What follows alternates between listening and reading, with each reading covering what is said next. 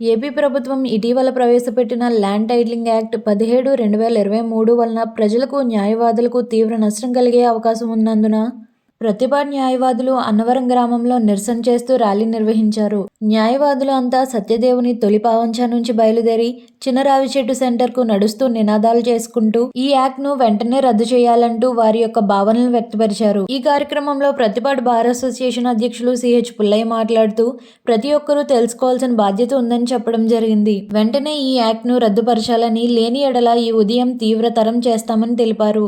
ఈ కార్యక్రమంలో ప్రతిపాడు బార్ అధ్యక్షులు CH Pullaiah, secretary B Madhubabu, treasurer Jonnada Rajesh, joint secretary Rayi Srinu, senior న్యాయవాదులు B Janbabu, B Chalam, S Gowrishankar, Kuchimanchi Suryaprakash Rao, junior న్యాయవాదులు పలువెల నాగేంద్రరాజు, ఏకేఎన్ మల్లేశ్వరరావు, ఎడ్ల శ్రీను, బి అశోక్ కుమార్, బొడ్డు శ్రీను తదితరులు పాల్గొన్నారు.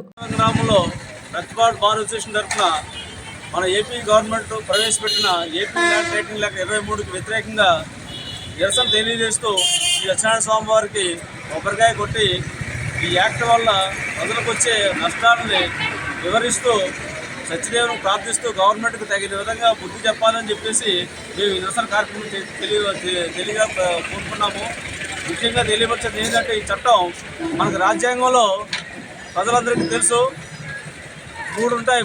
మూడు పార్ట్లు ఉంటాయి. Legislature, executive, judiciary. లెజిస్లేచర్ అంటే ఎమ్మెల్యేలు, ఎంపీలు అసెంబ్లీ, పార్లమెంట్లో కూర్చుని చట్టాలు తయారు చేస్తారు. ఎగ్జిక్యూటివ్ అంటే లెజిస్లేచర్ తయారు చేసిన చట్టాలని అమలు చేస్తారు. ఏ విధంగా అమలు చేసి బాధ్యత ఎగ్జిక్యూటివ్.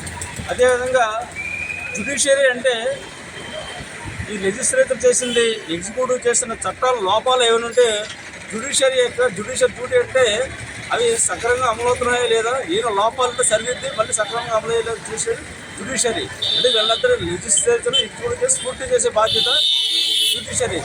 ఇప్పుడు మన గవర్నమెంట్, వైసీపీ గవర్నమెంట్ చేసిన చట్టం ఏంటంటే జ్యుడిషియరీ పవర్స్ని ఎగ్జిక్యూటివ్కి ఇచ్చేస్తుంది. అంటే కోర్టులో, సివిల్ కోర్టులో చేసే పవర్స్ అనేది ఎంఆర్ఓకు, ఆర్డీఓలకు ఇచ్చేసి దీనికి జడ్జెస్కి, ప్లేయర్లకి పని లేదు. దీనివల్ల ఒక టైటిలింగ్ ఆఫీసర్ని పెట్టేసి, ఆస్తులకు సంబంధించిన టైటిలింగ్ ఆఫీసర్ని పెట్టేసి ఈ చట్టం అంతా వాళ్ళ చేతిలోకి ఇచ్చేసి కోర్టులకు పని లేదు. దీనివల్ల మాకు వచ్చిన న్యాయవాదులకు వచ్చిన నష్టం కూడా ఇమ్మీడియట్గా లేదు, పబ్లిక్కే సఫర్ అవుతారు. దీనివల్ల ప్రజలు కూడా అర్థం చేసుకోవాల్సి ఏంటంటే ప్రజల ఆస్తులు కాపాడుకునే బాధ్యత ప్రజలదే. మీరు అంతవరకు అంటే మీ వెనకాల మేముంటాం. మీ ప్రజలు ముందుకు వచ్చి ఈ ఉద్యమాన్ని కూడా సపోర్ట్ చేస్తారని మేము కోరుకుంటున్నాము.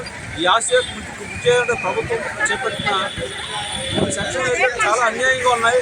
దానివల్ల అదేంటంటే యాక్చువల్ కొన్ని సెక్షన్లు ఏంటంటే మన ఆస్తిని ఏదైనా కొనుక్కోకపోయినా టైటిలింగ్ ఆఫీసర్ని అపాయింట్ చేస్తారు. టైటిలింగ్ ఆఫీసర్ దగ్గర మన ఆస్తిని నమోదు చేసుకుని అది 2 ఏళ్ళ వరకు, 2 ఏళ్ళ లోపల మన ఆస్తి వేరే సమీక్ష అతను వేరే నమోదు చేసినట్టు 2 ఏళ్ళ వరకు మనకు 2 ఏళ్ళు పోయిన తర్వాత మనకు తెలుస్తుంది మన ఆస్తి వేరే వాళ్ళ సమీక్ష నమోదు చేసినట్టు.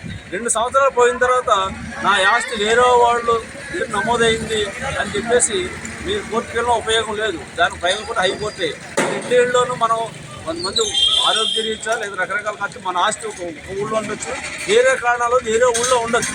కానీ ఇక్కడ ఊళ్ళో వాళ్ళు రాజకీయ ప్రాబల్యంతో ఎవరి వరకు కుమ్మక్కయ్యో ఆస్తులు వాళ్ళ పేరు మీద నమోదు మేనేజ్ చేసి ఆస్తులు వాళ్ళ పేరు మీద బ్రాంచ్లో ప్రయత్నం చేస్తే అల్టిమేట్గా నిజమైన భూ అభిమాని చాలా హక్కు కోల్పోతాడు.